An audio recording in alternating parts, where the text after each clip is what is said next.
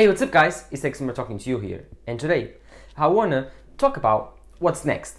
What's next that is coming after the recently event of Apple Silicon with the release of the M1 Pro and the M1 Max chips. So, with the release of the M1 Pro and the M1 Max, we should expect a second wave of new computers. Of course, we already saw the new MacBook Pros, and I have a lot of videos on that on my channel, so go check it out. But now we are expecting new computers like the Mac Mini, the iMac Pro, the iMac 27-inch and the Mac Pro. And so, in this video, I want to talk about what's next for the Apple Silicon revolution, as also as what new products are coming with the new Apple Silicon in the next couple of months. And as we know, this Apple Silicon transformation will be over in over a year, because according to the most reliable Apple leaker, Tim Cook, we are halfway through the Apple Silicon transformation. So we are 1 year away from the end of the 2-year cycle.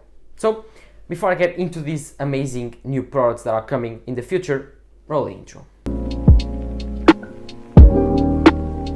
The first product that we should expect on this new Apple Silicon transition to come is not a new Apple Silicon computer. It's actually an M1 MacBook Air replacement.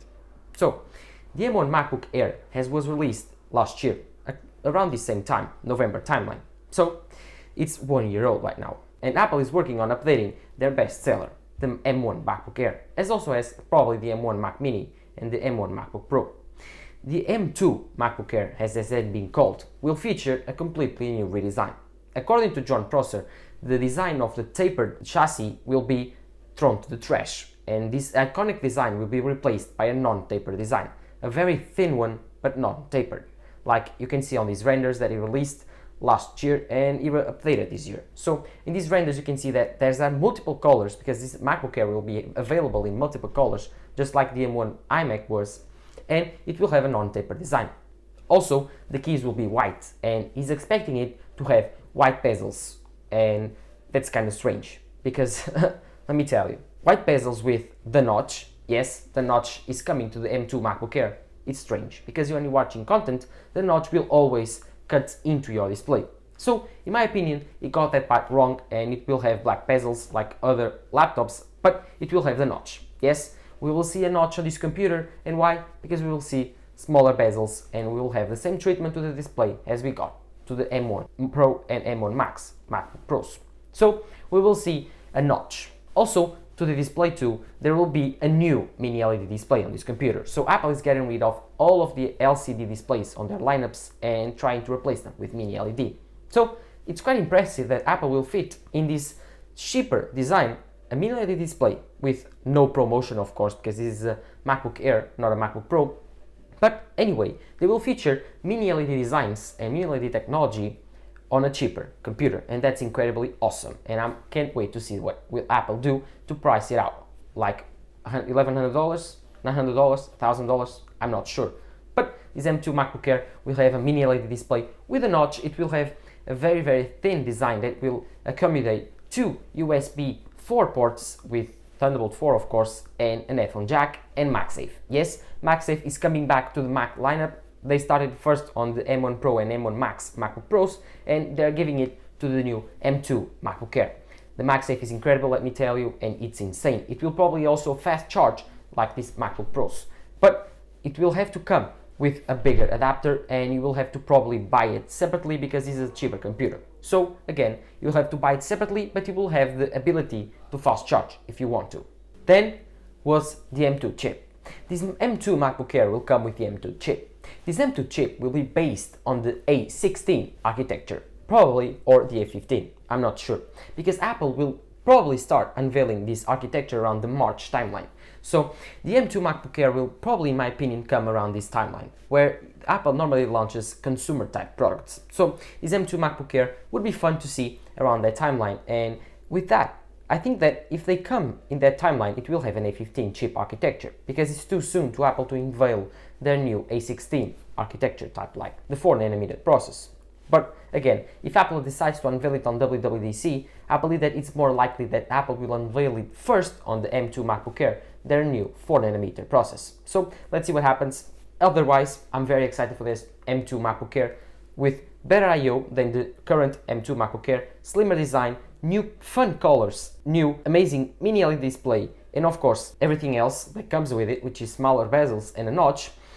The performance, efficiency, and smaller design may feature the return of the 12-inch MacBook. Yes, we are not sure if this is a MacBook Air or is it just a revamp of the 12-inch MacBook with a 13-inch display, because they are reducing the bezels. Of course, if the 13-inch display size is staying the same and they are decreasing the bezels, that means that the computer size will decrease. So I'm excited to see if Apple can revamp the 12-inch MacBook. And next we have the Mac Mini. The Mac Mini was supposed to come out on this event, according to leakers, but Apple wasn't able to make it on time. And so, because of the chip shortage, they prioritized the MacBook Pros.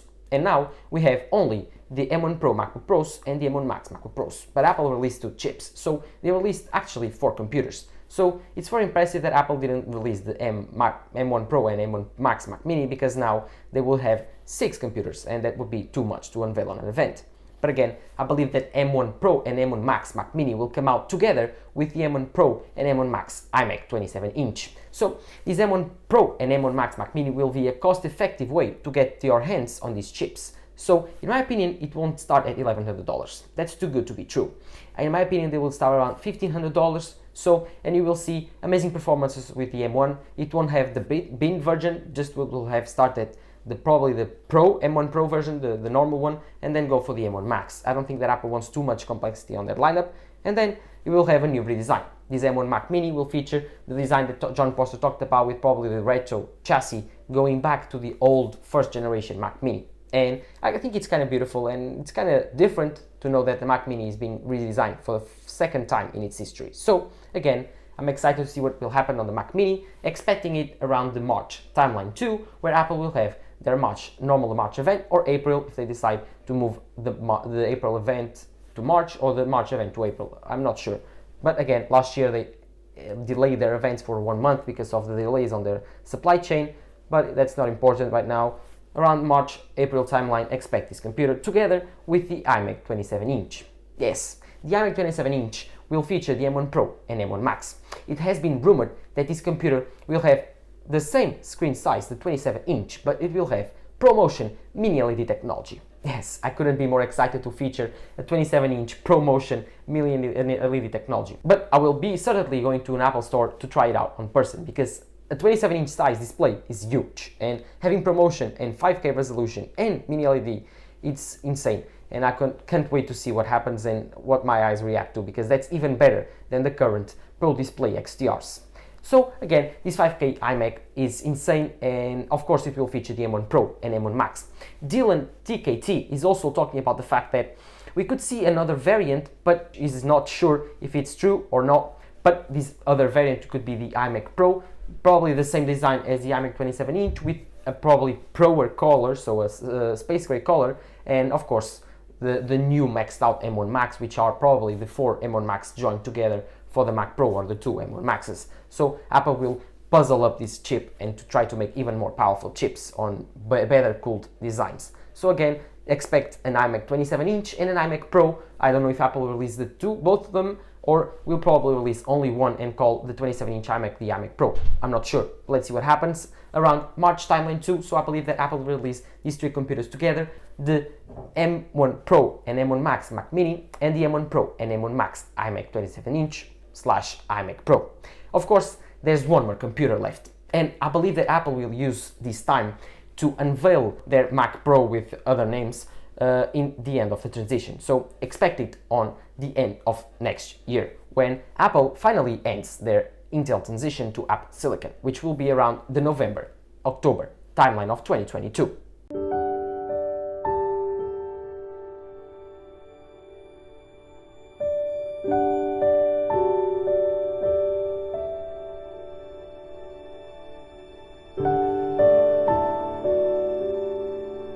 This Mac Pro has been long rumored since the beginning of the Apple Silicon transition. Luke Miani has talked about the design being a lot smaller and being more like a box, a square box, which is a lot smaller than the current Mac Pro, and Apple will accommodate just the chip. It won't be any interchangeable, so you won't be able to change For example, you want more RAM, you won't be able to do that. You want more storage, you won't be able to do that.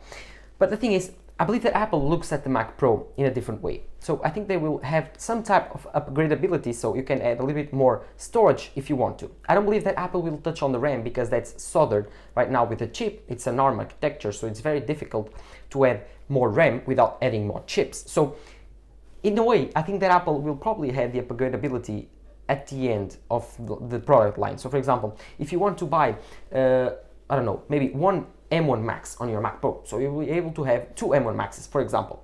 Then you want more, so you will be able to put one M1 Max chip there. Of course, they will call it like expensibility card or performance card or something, and they will be able to add it to your Mac Pro. Of course, it will only be one more CPU or, for example, one more M1 Max or one more M1 Pro, or you'll be able to add even more ProRes encoders or some type of upgradability that Apple will find without touching the RAM, CPU cores or GPU cores, because that will be integrated on the CPU. Of course, this Mac Pro will feature the best thermal design that Apple has available for these chips, which means they will run the chips hot, very, very hot, and way more power hungry. So this means way more performance. Imagine the M1 Max. Yes, it's very, very powerful right now on this constrained thermal design, which is an M1 Pro, an M1 Max MacBook Pro 14 or 16 inch. But now, imagine that Apple picks up this chip, quadruples its size and performance cores and GPU cores, and then puts it on a bigger thermal design.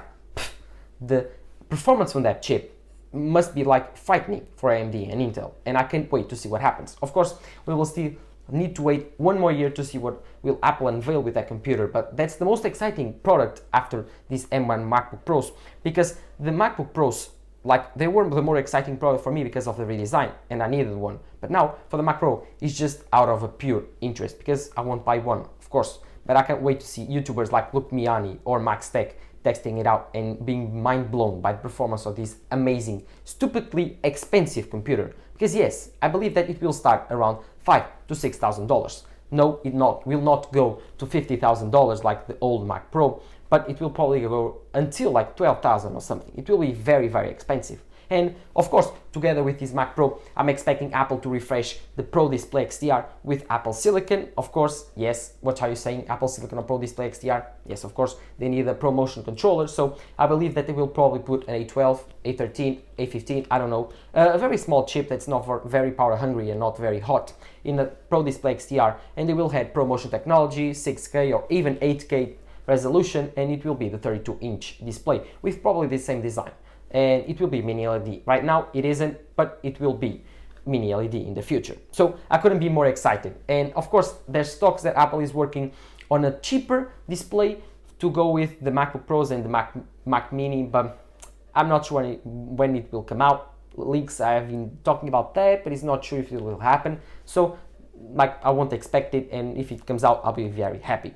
But again, this Apple Silicon transition has been insane, and I mean, these MacBook Pros are good enough for me, like way better than I need right now. But in the prospect of having even more powerful computers in the future, I'm very excited. Like, the M2 MacBook Air seems amazing to offer to my mom, to my dad that needs a new computer. It's very light, very easy to use. macOS is incredible. You can install Windows if you need to, and the battery life is probably the best battery life on a computer. Then you have the Mac Mini, the best bang for your buck if you need the best performance for the least amount of money.